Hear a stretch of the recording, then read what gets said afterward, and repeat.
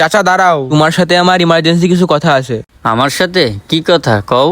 তা কথা হচ্ছে, দাদা মারা গেছে অনেক দিন তো হয়ে গেছে, আব্বাও তো মারা গেল 1 বছর হয়ে গেছে, আর তুমিও তো মুরব্বী হয়ে গেছো।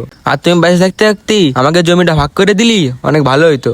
আরে পাগল, এই কথা? আমি তো তোর বাপেরই মতো, আর আমি যতদিন বাইসে আছি এই জমি নিয়ে তোর কোনো টেনশন করা লাগবে না। চাচা টেনশন তো করতেছি না, আব্বা বেঁচে থাকলি ঘর বাড়ি করে দিত, আব্বা তো বেঁচে নেই, আমার তো ঘর বাড়ি করে থাকা লাগবে। তুমি যদি জমিটা দেখাই দিতে, ভাগ করে দিতে, তাহলে জায়গায় ঘর বাড়িতে থাকতে পারতাম। আরে পাগল, আমি তো তোর বাপেরই মতো, আর আমি মরে যাওয়ার পরে তো এই জমি সব তোরা দুই ভাইই পাবি। আব্বা কি হয়েছে? আরে সিদুলা এসে এই বাড়ির জমিটা ভাগ করে নিতি। ভাই বাপসা ছেড়ে তো এখনো বাইসেই আছে, আর বাড়ির জমি এত তাড়াতাড়ি ভাগ করার কি দরকার?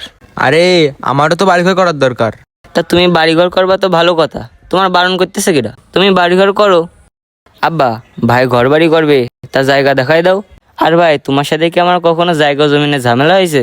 ঠিক আছে চাচা, ও যখন বলতেছে জায়গা জমিনে কোনো ঝামেলা হবে না, তাইলে আপনি জায়গাটা দেখাই দেন, আমি ঘর বাড়ি করি। আচ্ছা বাপ, ঠিক আছে, আমি তোর জায়গাটা দেখাই দিবানে। আচ্ছা ঠিক আছে ভাই, থাক আমি চলে গেলাম।